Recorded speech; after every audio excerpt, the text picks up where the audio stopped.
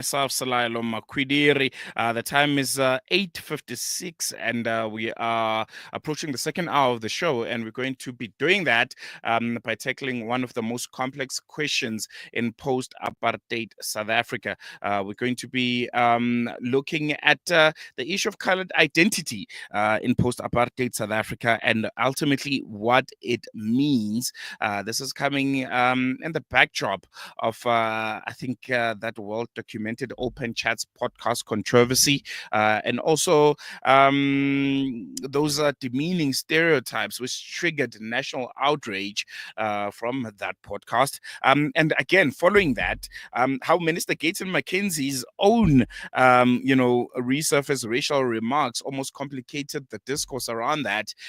But I think generally there's always a conversation to be had around colored identity in post-apartheid South Africa. What does it mean? And Black South Africans, how do we interact with that reality? Do we accept it? Do we have to be the ones that are accepting it? And for me personally, I always felt like there's been a lot between Black South Africans and colored South Africans that has been left unsaid, especially post 1994. I think there's feelings between these two groupings in South Africa that have not been tapped into. I think both of the two races have so much to say about each other, and it's moments like this that almost every year will resurface and will have to force us to look into some of these unresolved issues. And sometimes it's not pretty, and sometimes it's it's very unsavory to look at and to interact with. And we're going to try and do that. And you can be part of the conversation. We'll be speaking to Calvyn Gilfellan. He's the CEO of the Castle of Good Hope, an institution reshaping a colonial monument into a space for inclusion, education, and healing. And we'll be exploring how colored identity is evolving in democracy that promised racial unity but still wrestles with belonging. And he's joining us via telephone. Calvyn, thank you so much for joining us. Welcome to Salam Media. Really appreciate you giving us your time this morning. Good morning, Joshua, and really speaking to Salam Media. Salam means peace, so I come as peace. Although the topic is sometimes leading to very, very hot and sometimes violent contestations, as you summarize it. Yes, indeed.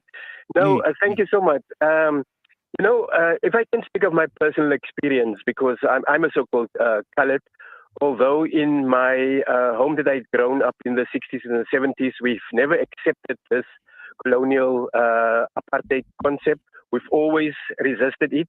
But it's a reality for many people. Many people self-identify as colored. And because apartheid gave it a racial tag, a ideological tag, it will always, as you summarized, it will always raise tensions, it will always lead to contestations, and it will never die down unless there's the political will to end it. We had the opportunity to end it in 1994, but we never did so. And that's why we live, what do they say? The chickens came home to roost. Yeah, just one. And I think you touched on something very, very important that I feel like, especially between Black South Africans and colored South Africans, has always been a barrier when it comes to us understanding each other and how we interact with each other, because of that fear, the fear of those uncomfortable conversations. Can you describe just how colored identity is being reimagined today beyond, as you mentioned, history or apartheid era labels, which essentially, grouped people into these, little small groupings, in the attempt to divide and conquer, essentially. But we are seeing, those labels and those groupings go beyond 1994. Even in post-apartheid South Africa, we are still very much isolated.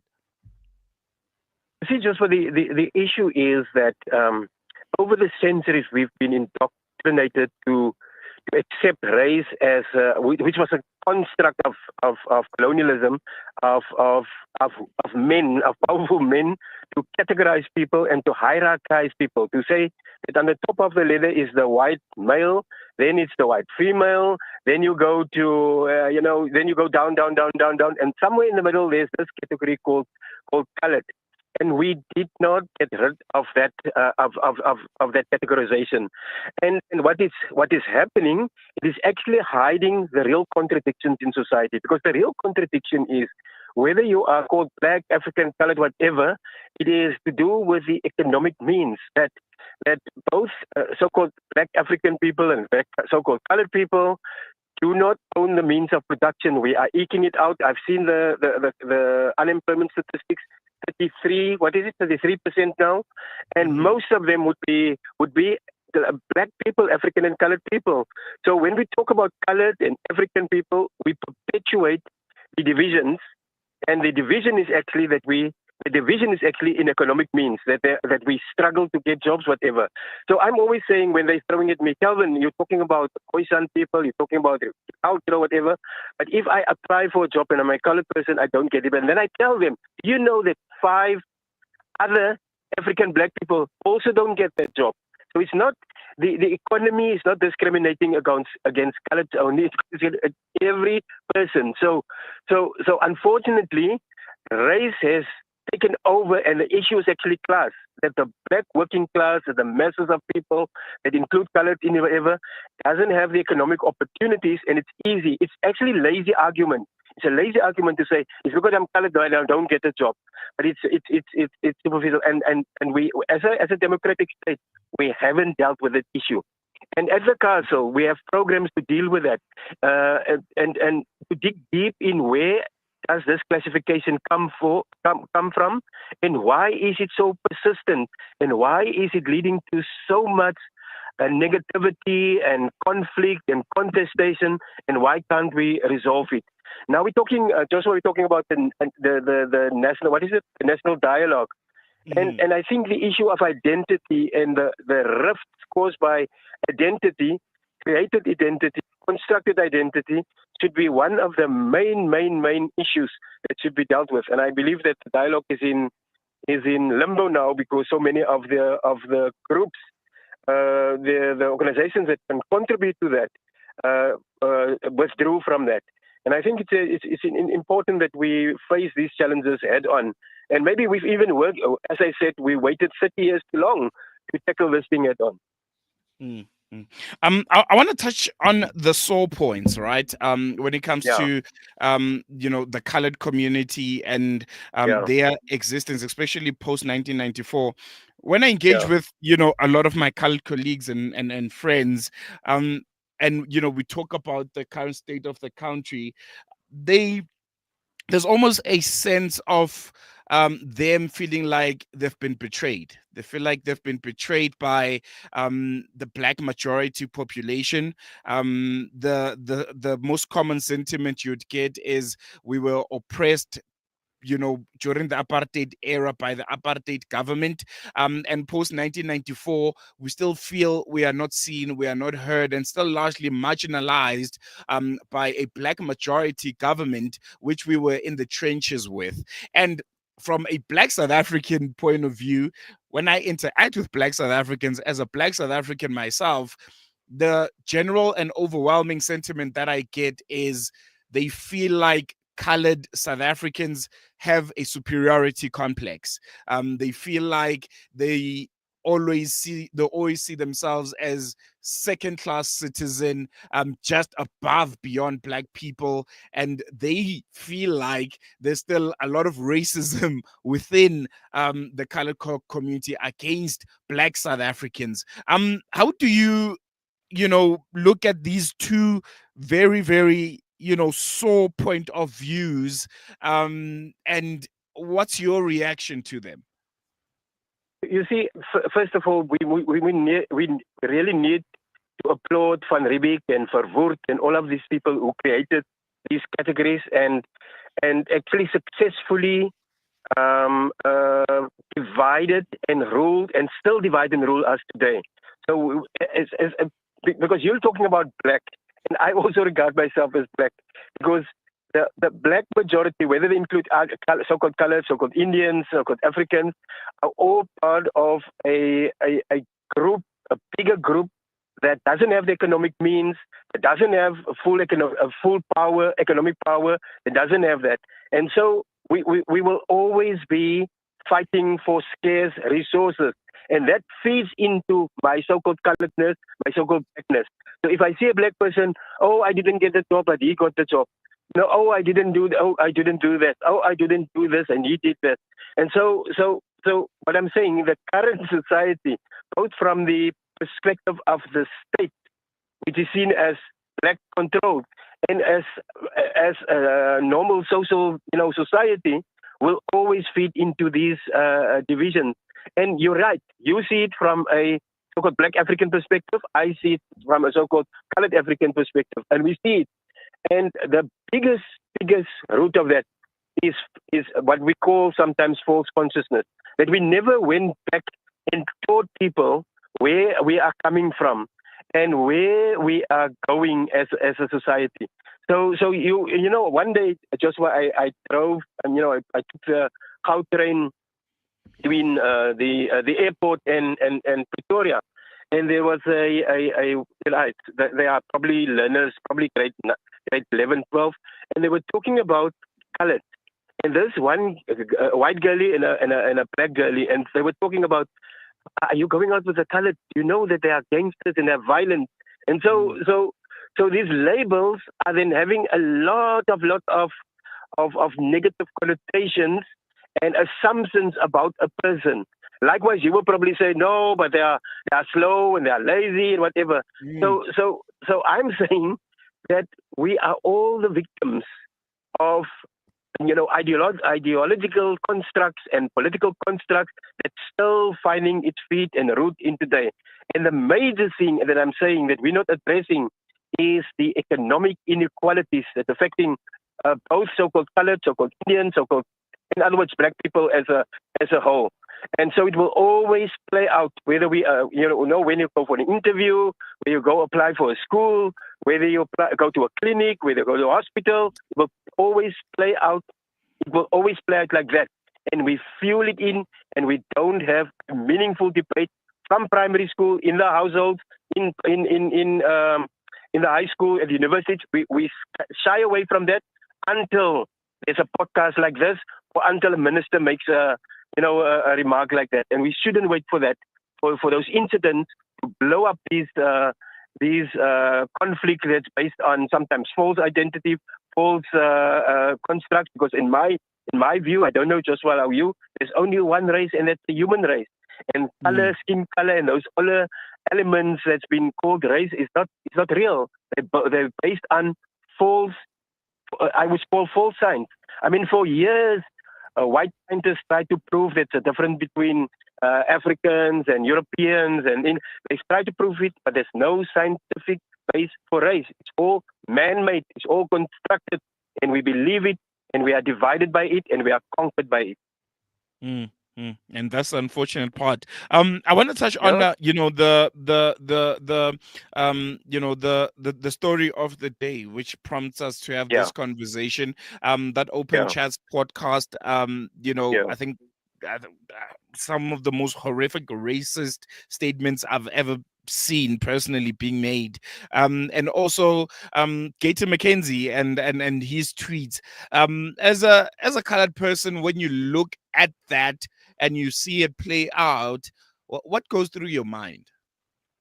Like personally, because I don't accept the tag colored people, I take it very lightly. But if I go into Menenberg, if I come into my hometown of Paul East, where the so-called colored people are staying, it caused huge stir in those communities. People debate it, and first of all, as a responsible senior government official, I love that. Even if it's controversial, I love that people are aware of these issues and people take a stance on these issues. It's very derogative, but it's all based on stereotypes. It's all based on perceptions of a reality that you're not part of, and it hurts. But it's also, I think, useful because people then debate about it and get a deeper understanding of it and go deeper. For instance, Joshua, many people that we meet at the council,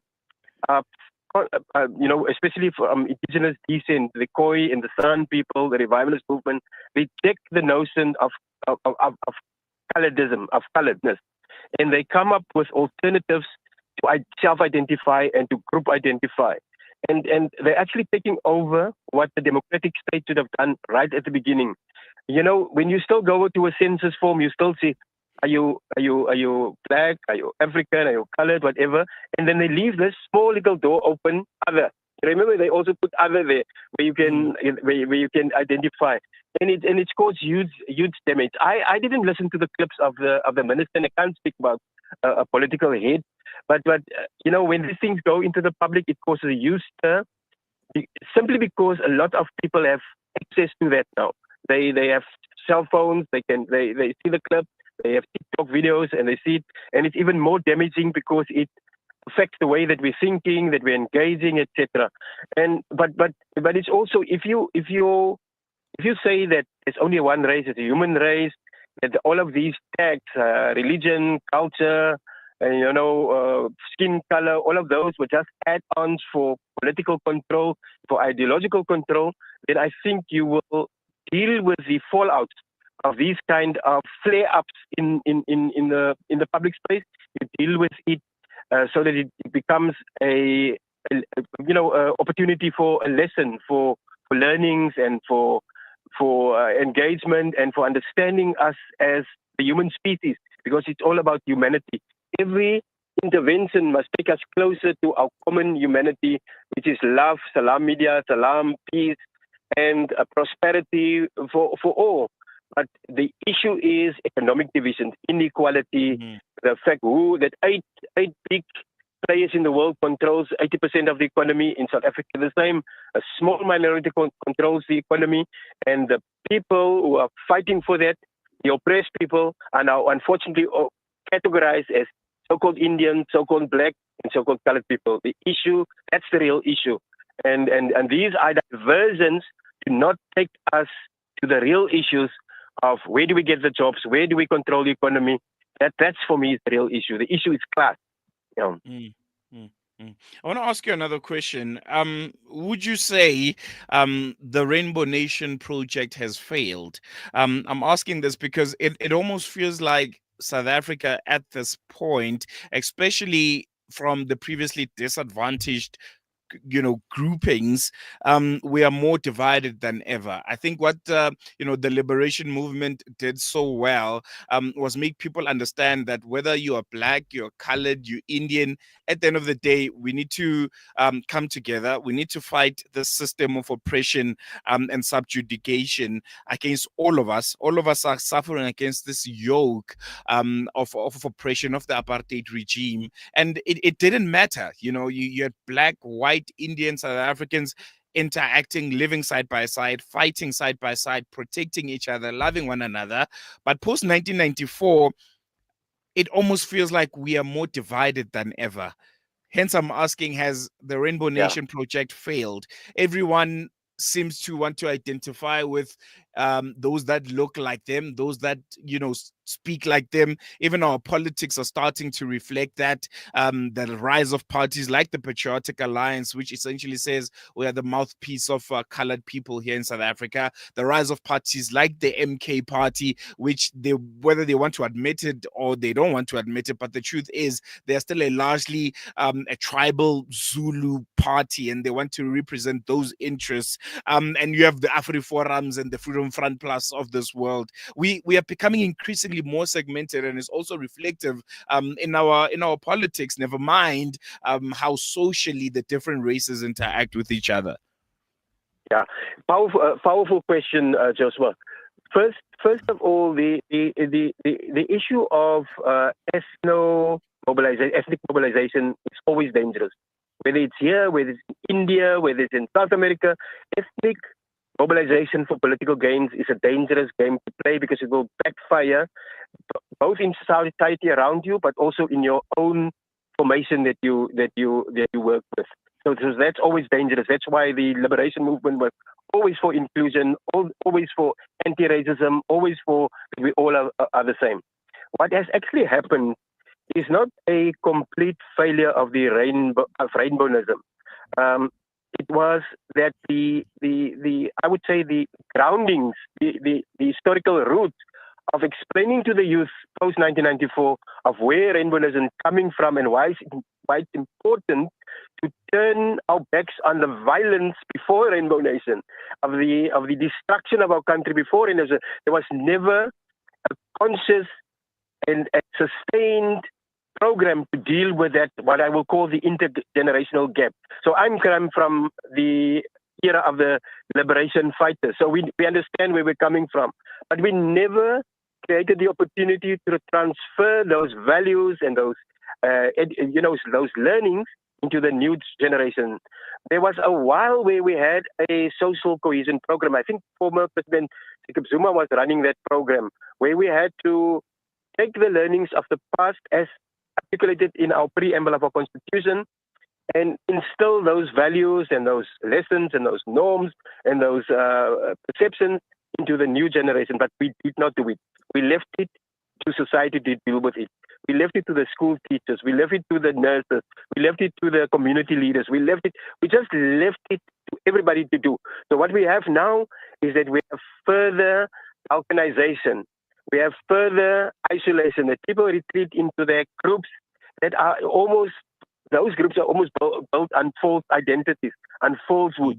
And they become powerful mobilization platforms for division, for disunity, for violence at the end of the day. Because often these things the ultimate form of where these things land up is violence. That people now not contest on social media or in debate, but they actually take up arms against each other. And that's a dangerous trajectory that South Africa is going to, but we must avoid. It's programs like yours, myself, where I'm at the castle with my Commercial Museum project, that we need to hold this and let people, in the churches, in the schools, at the universities, debate these issues and come up with solutions based at grassroots level.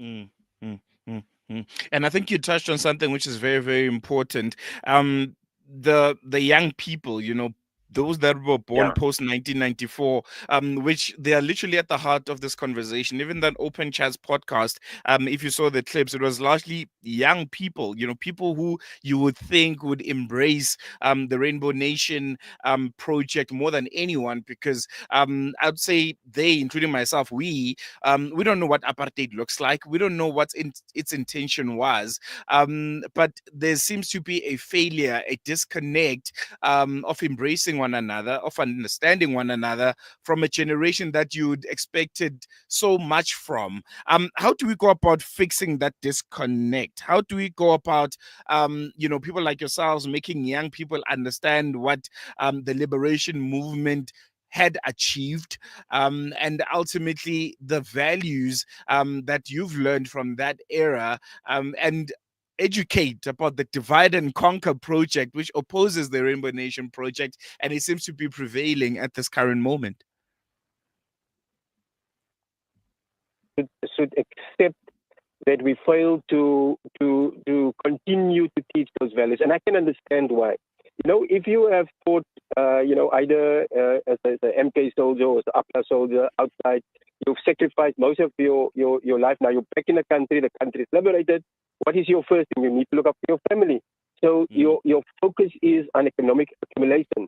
Your focus is on, survival. And so you forget about those values of the past. So that's, we must all admit, as the old generation, to you, in front of you and in front of your listeners, that we have failed to do that, because we're occupied. Can we get a house? Can we take our kids to school? We focus on economic issues, and we forget that if you do Marxist analysis, the economic issues are linked to your cultural issues, your political issues, your religious issues. They are integrated, and so that's the first failure that Now, fortunately for me, I'm in a position where I'm currently at the council to work on that.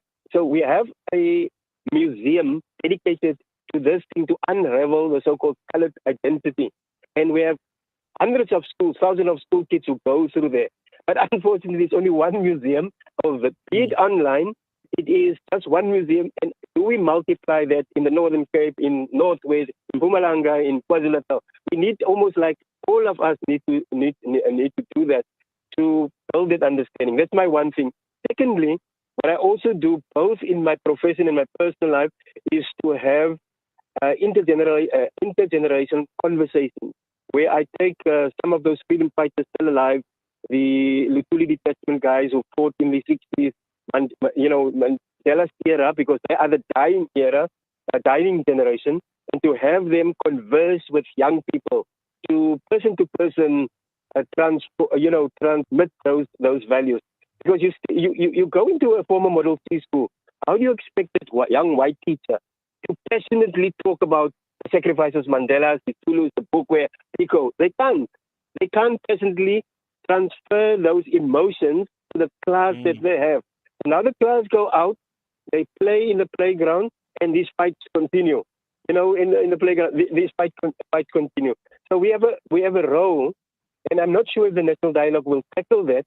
We have a role to bridge the gap between the born frees, as we call them, and us, and to make up for those years where we were selfishly only looking after our own economic empowerment, forgetting about those non-tangible, non-economic lessons that we did not transmit. And and I say in front of you, Joshua, I've taken responsibility for that. I've taken accountability for that.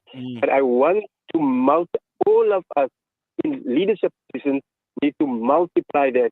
And the best is to say first that I'm sorry. And we need to say that I'm sorry. But as you know, sorry is not enough. It's almost like restitution. We ask the press, they say sorry, but there's no transfer of skills, no transfer of material, real material economic benefit. You have to support your words with real deeds, with real tangible, gestures than simply symbolism. And that's why I said we can reach out to the generations. And then I almost pity the history teachers, because here they are trying to build that bridge between the past, the heroic past of some of the figures that I've mentioned, and the values, and then they see that when that kid that he or she teaches in school goes into the township, goes into the color township, and those same things the values that they try to teach in the class is then just blown out of the window because of these issues of racism, gangsterism, prejudice, and all of these values that's not building our society, but it's breaking our society down. No, thank you so much, Calvin. Really, really appreciate you giving us your time. Thank you, Joshua. And joining us for this very important conversation. Thank you, Joshua. And you've constructed your question so powerfully that there was no way for me to not deal with these issues in a decisive way. Thank you, Joshua. Thank you to the Salam media listeners. Thank you, sir. Thank you. Bye. Bye. There you have it. That was Calvin Gilfellan, helping us navigate the shifting waters of colored identity in post-apartheid South Africa, looking at heritage, community, controversy, the Rainbow Nation, and what it seeks to achieve, and ultimately where we currently find ourselves. And I want to interact with you. Are you a colored South African listening to us at this current moment? Do you share the sentiment that I almost seem to gather when I talk to a lot of colored people, friends, colleagues, that there seems to be a feeling of betrayal from the colored community? They feel like they fought side by side with Black South Africans, with Indian South Africans. But ultimately, when liberation arrived, when 1994 arrived, the very same people that they were in the trenches with, the very same people who they looked at as comrades in the struggle, they feel like they betrayed them. Feel like opportunities were not given to colored people. They feel like preference was given to Black African people, whether it's in jobs, whether it's in accessing, facilities, education, universities, colleges, internships. Do you share that sentiment as a colored South African? Do you feel betrayed? Do you feel you have been relegated to a second class citizen or a third class citizen? That maybe Indian South Africans and Black South Africans have maybe, just maybe, benefited more from post apartheid South Africa, and colored people and colored communities have been left abandoned. And as a Black South African, there's an opposing sentiment. The sentiment from Black South Africans, I'm a Black South African myself. I interact a lot with Black South Africans, and we have these conversations around race, around identity, and how we interact with one another in this country. And the sentiment is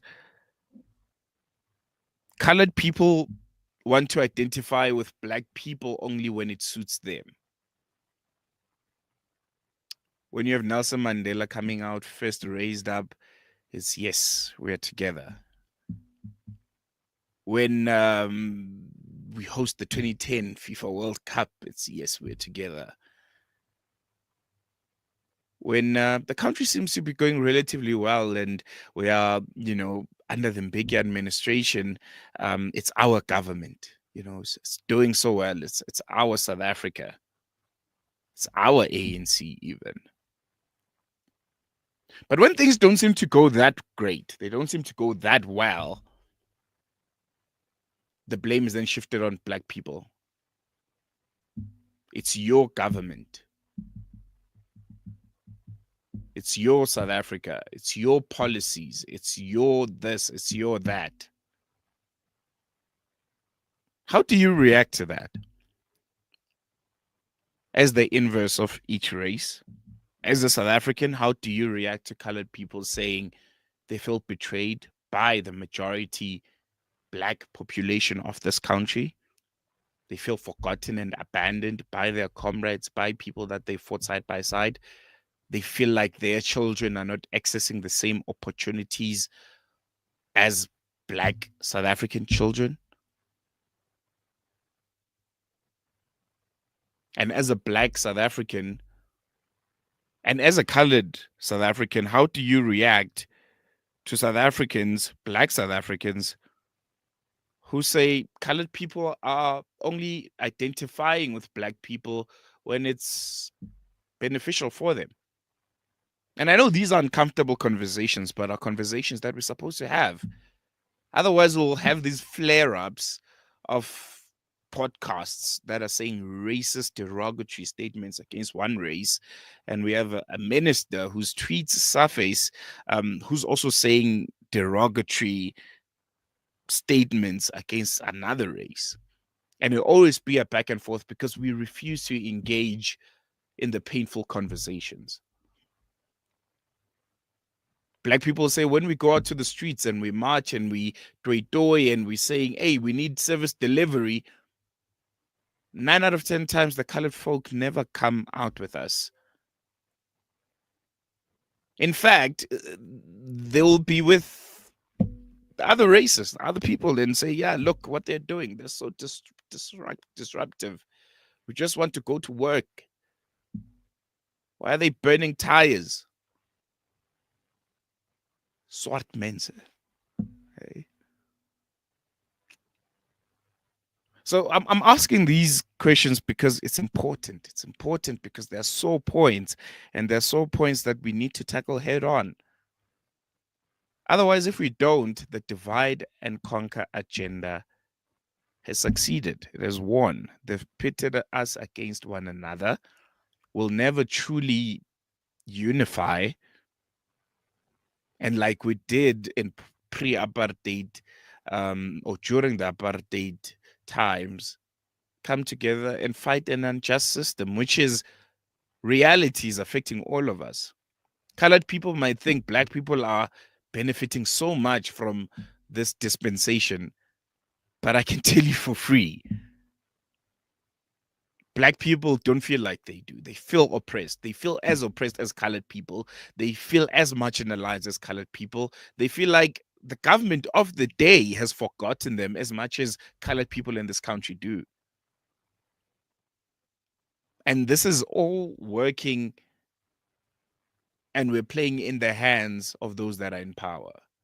When they see the common men and women on the ground, instead of uniting and fighting the very system that oppresses all of them, they're fighting amongst each other. You can engage with us on our various social media pages. You can tell us what you think. Colored people, Black South Africans, how we interact with each other, the notion of race, the identity of coloredness. What does it mean to you? Our studio line is 01168000355. And our WhatsApp line is 0617660355. We're going to take a quick break, but when we come back, we'll be having our hashtag Africa Muslims Agency Fired Up feature. Well, it's brought to you by Africa Muslims Agency. And it's Hafez Imran Chunara, is the CEO of AMA and is also a personal excellence coach. And in this part of the show, he gives you daily doses of motivation. He gives you tips and tricks on how you can navigate your life to make sure that you get the most out of it. And today's topic is a very, very interesting one. He says, don't let your status destroy you. I'll be back with you after this.